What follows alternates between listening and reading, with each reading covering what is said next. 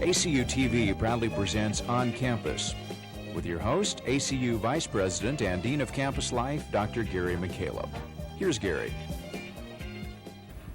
We're at the Fairway Oaks Golf and Country Club today as a part of the Southwest Golf Classic and visiting with golf professional Dave Eichelberger.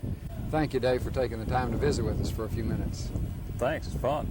Now, you're a Texan yourself, aren't you? So coming to Abilene is really, in a sense, I guess, coming back home, isn't it? Oh, that's right. I'm from Waco originally and lived in Texas almost all my life. How many in a typical year, how many tournaments will you play?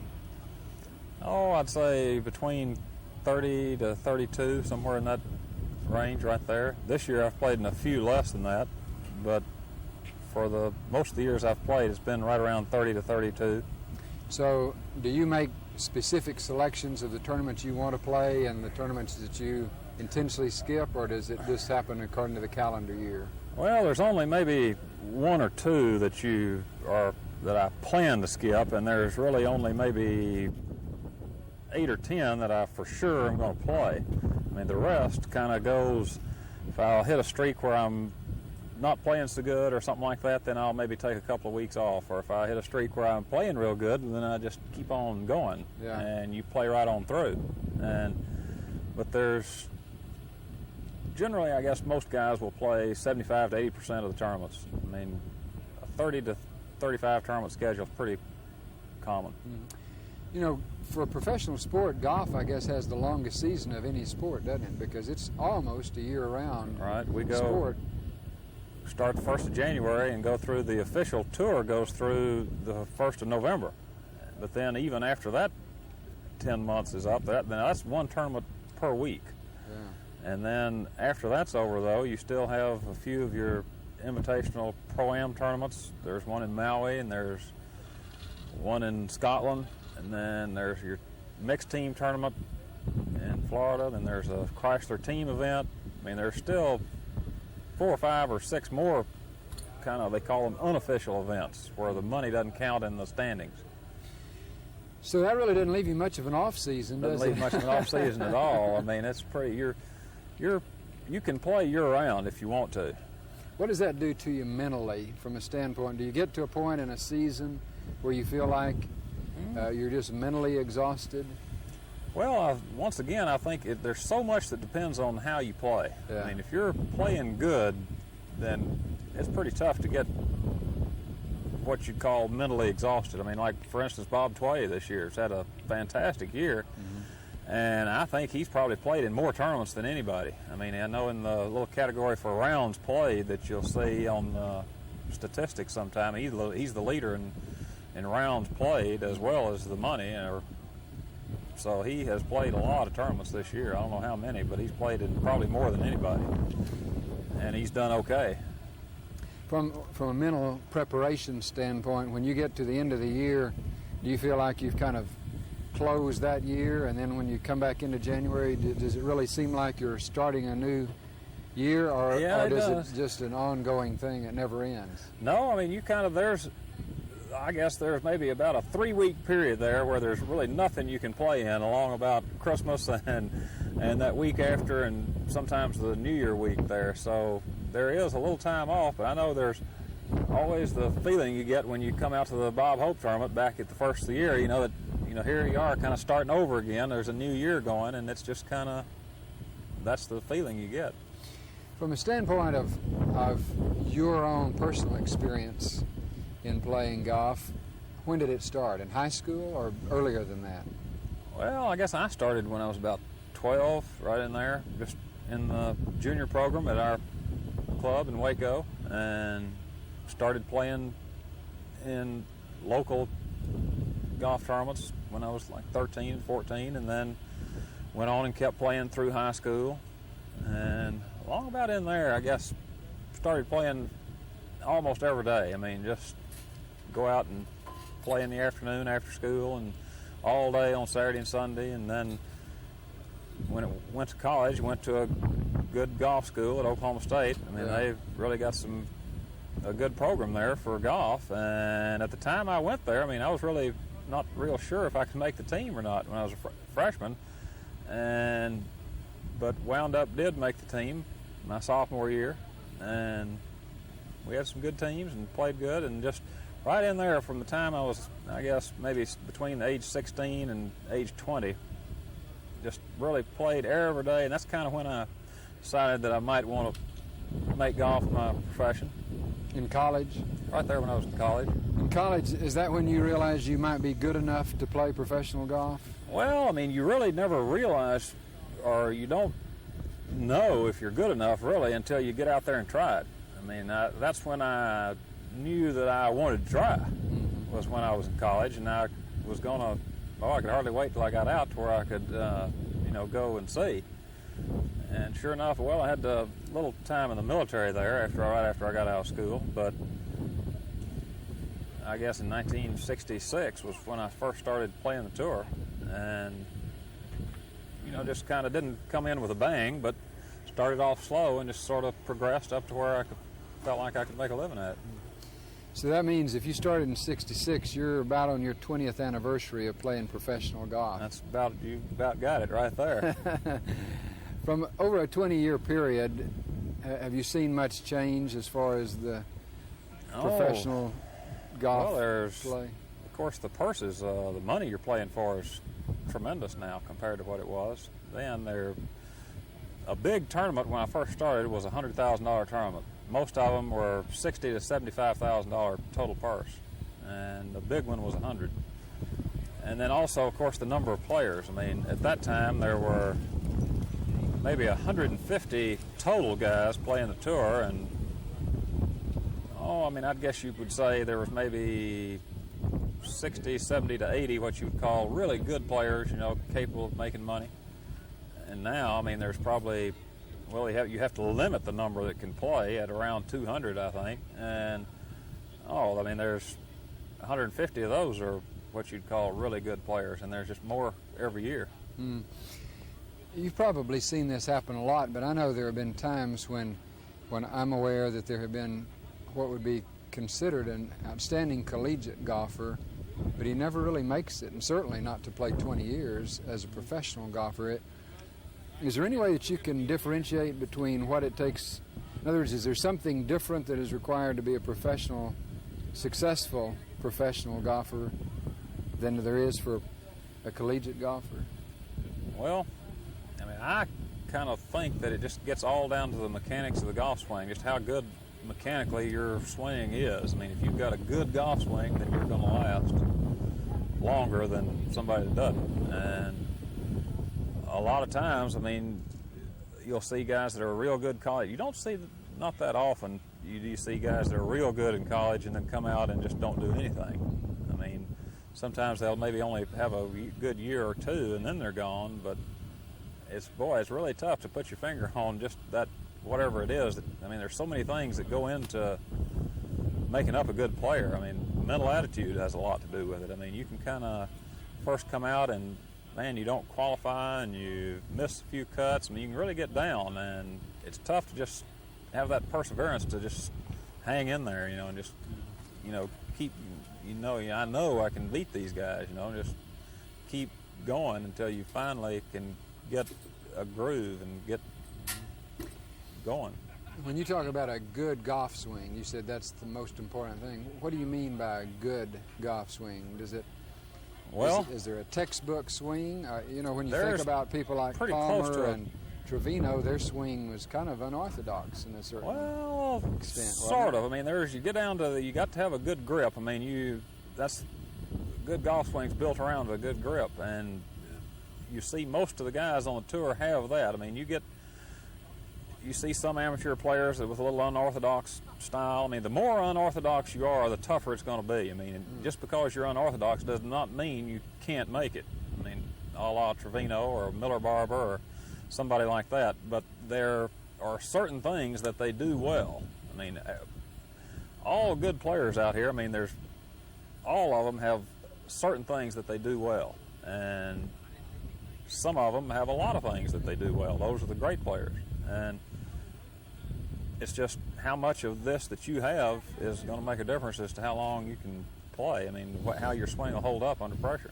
Let me ask you this about that good swing. Can can a person learn a good swing, or is it a natural thing that some people just have and Well, I other think people? a person can learn a good swing through practice if he knows what he's looking for. And you study a good player, and you study a Nicklaus or a Sam Snead or Ballesteros, or the guys that are right there at number one. You look and see what they do, and then you go out and try to copy it. I mean, that's basically what the young players have done these days, is copy the style of Jack Nicklaus. I mean, he's been and Tom Watson, they've been of course, the number one players here for the last 10 to 20 years. And so most of the young players you see now they look like, that they copied the style of a Nicklaus or a Watson, and they're doing pretty good. From the standpoint of, would that argue then that that there's not such a thing as just a natural golfer, that a good golfer is going to be one who's worked and practiced and developed the things? Well, I think there can be a natural player too. There you see people like that just sort of, that's just the way they fell out of the tree. That's the way they happen to have what it takes. And the same thing as in any other sport. You have natural players, and then you have players that worked hard. Were not naturals, and through practice and perseverance and hard work became good players. You talked about a while ago about emotionally and mentally being ready for a match. If you finish 18 holes in a tournament, could another person tell by being around you whether you've had a good round or a bad round? There's about an hour there right after I finished playing when, yes, you could definitely tell. Especially, if it's bad, then you're kind of, you're a little temperamental. You pout a little bit, kick the dog, or slam the locker, or something like this. And sure, it takes about, or at least me, it takes about an hour to kind of come down after I get through playing. just to sort of forget about that day and then go on and worry about something else. Okay, let's assume then the next step, assume for a minute you had a bad round. What do you do to get ready for the round the next day so that doesn't carry over? Well, you usually go to the practice tee. That kind of helps exercise bad feelings from a bad round or something like that. Maybe there's something that was particularly bad that day you might want to go out and hit a bucket of balls and work on your 7-iron shots or whatever it was that was giving you trouble, your driver. You might spend an hour on the putting green, something like that, just to kind of, work on what gave you trouble that day, and then try to go home and get ready to come out the next day with some kind of positive feeling. You hate to just play bad and, shoot 78 and then go home and go to bed and come out the next day wondering why you shot 78 and am I going to do it again, instead of going to try to get something going positive that you can take home and work on the next day. If you get a string of good rounds going, do you feel an extra sense of momentum? They talk about momentum sometimes. Oh, absolutely. You really think it's a real thing? I definitely do. You get to going good, then you get that self-confidence going. That's a big factor in how you play. If you think you can and you feel like you can, then pretty soon you know you can, and then you do. Whereas if you don't feel like you can and don't think you can and wonder if you can, then more than likely you won't. And that's, it's just kind of that positive attitude really helps. I appreciate you taking the time to visit with us, and wish you the very best this week in the All right, Gary. tournament here in Abilene, and appreciate you coming out to Abilene and seeing us and taking the time to visit with us. Having a good time. Thank you. We've All been right. visiting with Dave Eichelberger. National Public Radio's Morning Edition brings you news with a clarity and depth that's unique on radio. We do more than report the headlines. We give each story the time it needs to tell it all, in detail. That's why we think the best way to see the news is to hear it. Listen to NPR's Morning Edition. It's radio worth every minute.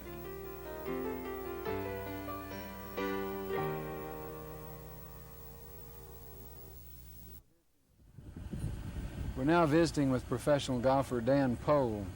Thank you, Dan, for taking the time to visit with My us pleasure, for a few Gary. minutes, and welcome to Abilene. Well, I certainly enjoy the hospitality here in Abilene and look forward to 3 more nice days of golf. Good.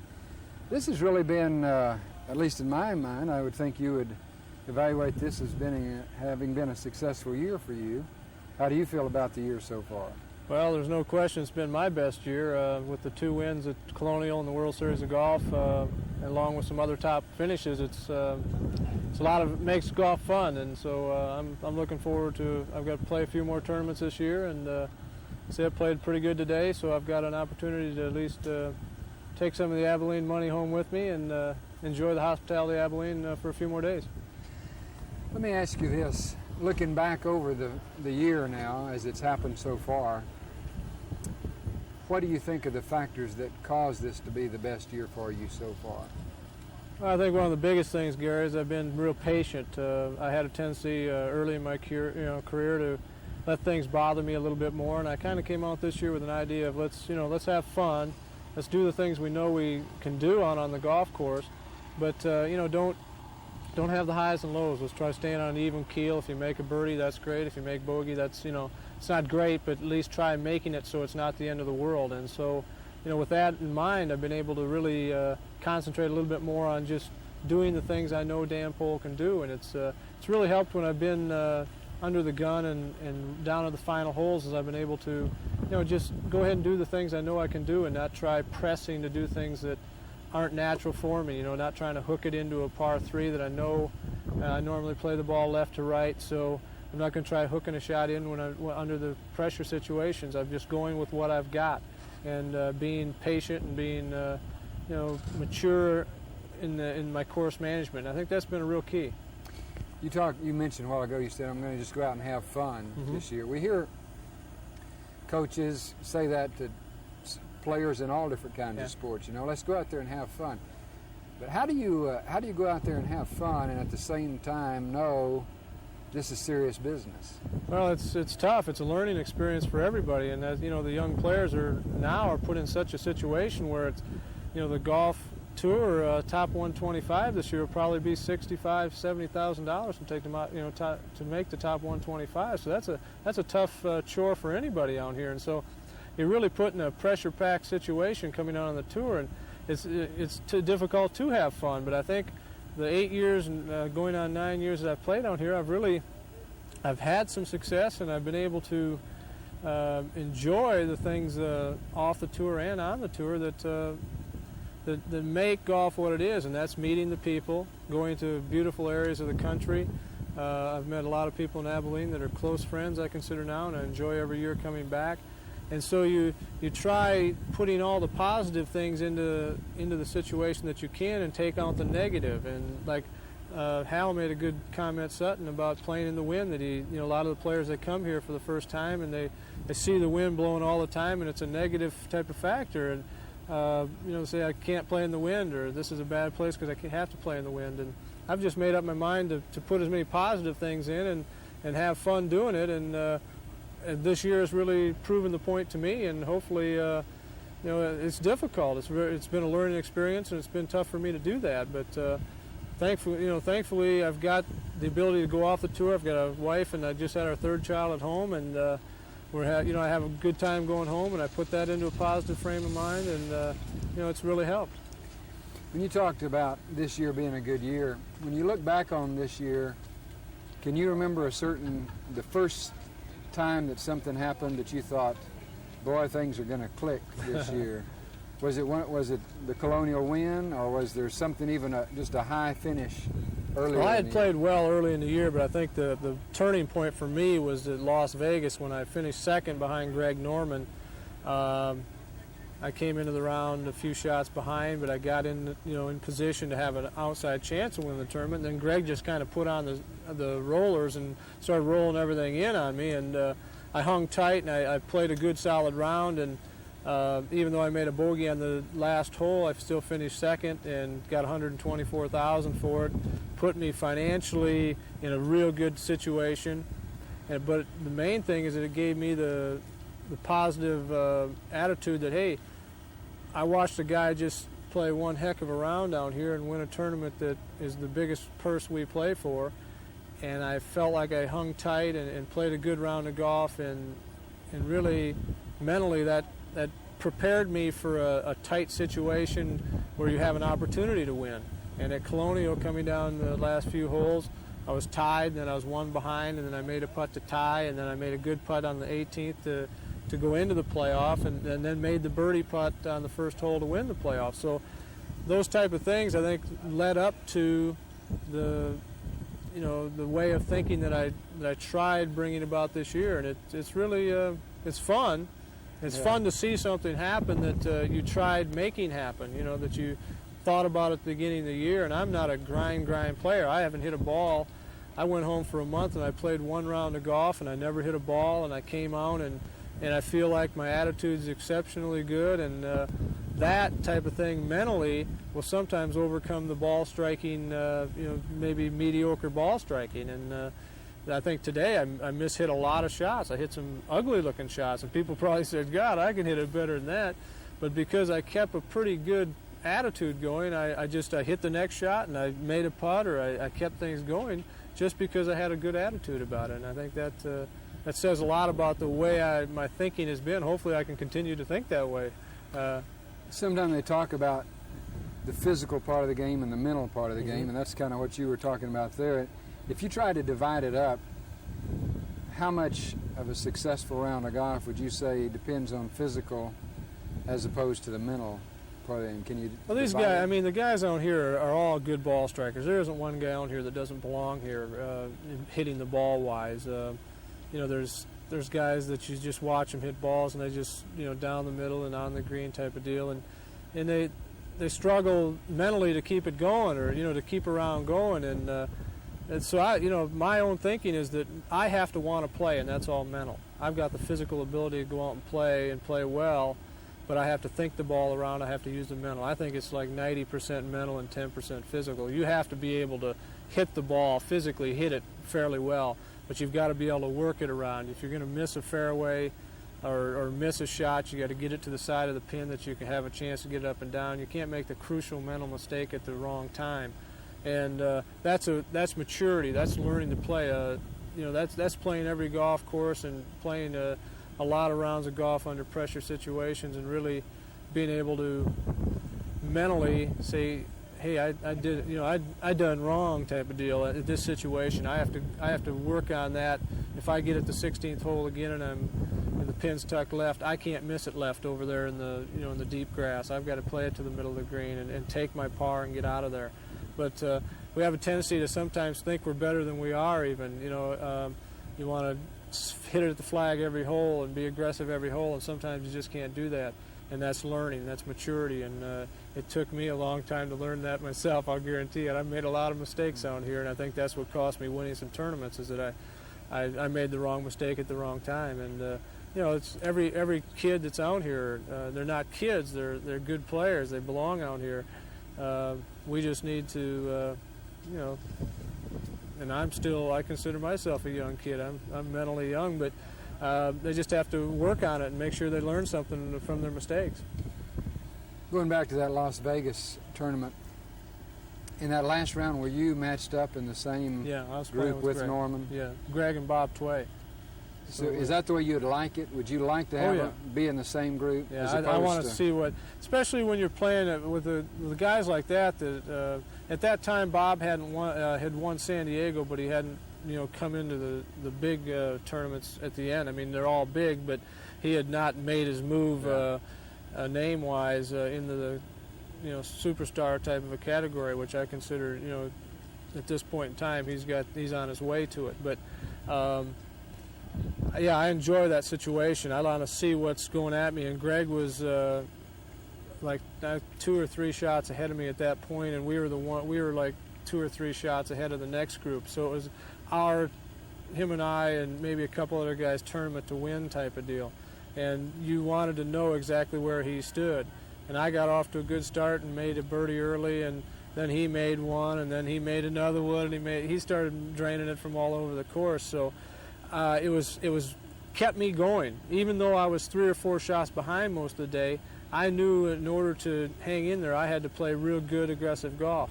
And even if you're behind, if he's playing well, you will probably play better because you're mentally into it and you know you can't make a mistake or he's going to just blow you out of the water. And so if that's the situation, most of the players agree they would want to be playing with the guy that they're trying to catch. Rather than being even one or two groups away and you hear a big cheer and applause and things and you don't know what may have happened, at least for a minute. Do you hear those applauses sometimes and wonder whether? Yeah. But when the course is set up where they're coming in on your heels and a Nicholas is making a charge type of deal, you know a Nicholas yell when you hear one. The crowd, you do. Yeah. And I'm sure Greg heard a few of that at at Augusta when he was doing made his move there.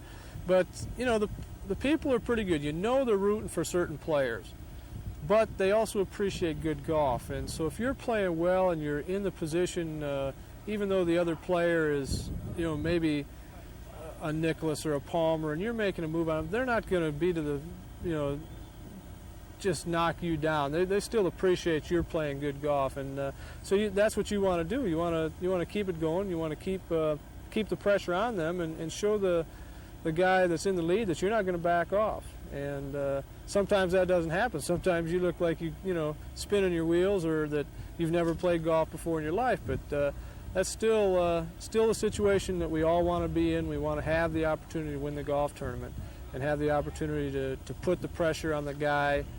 They say, would you rather be two groups ahead and post a score? That's great.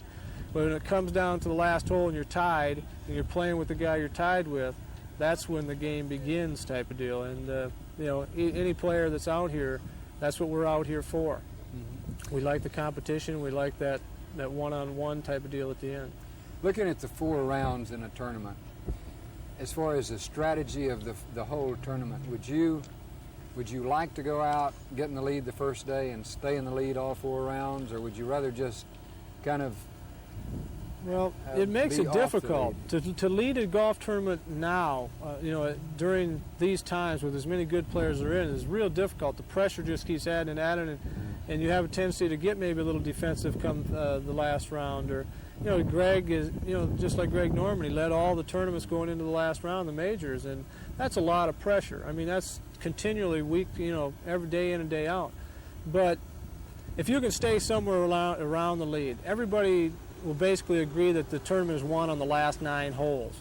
And if you can stay somewhere around the lead, whether you be in the second to the last group or last group, obviously you would always like to lead the tournament. If somebody's trying to catch you, that's a better position to be in than you trying to catch them. And so yes, I would prefer shooting 64, 64, 64 and have a 10-shot lead going in the last round, obviously. But you still have to go out and play the golf course, and you have nothing to say about what the other guys do. And so the only thing you can do is go out and play your best, and if it happens to be leading all the 3 rounds going into the last round, that's great. If you're 2 shots behind, as long as you've done the best you can, that's going to have to do. Well, I want to wish you the very best in the tournament this week, and thank you for taking the time to visit with us. Believe me, I've always enjoyed coming to Abilene, and the hospitality here beats none on the tour. So anytime I can come back is just enjoyable for me. We'll look for you every year. All right, thanks, Gary. We've been visiting with Dan Pohl.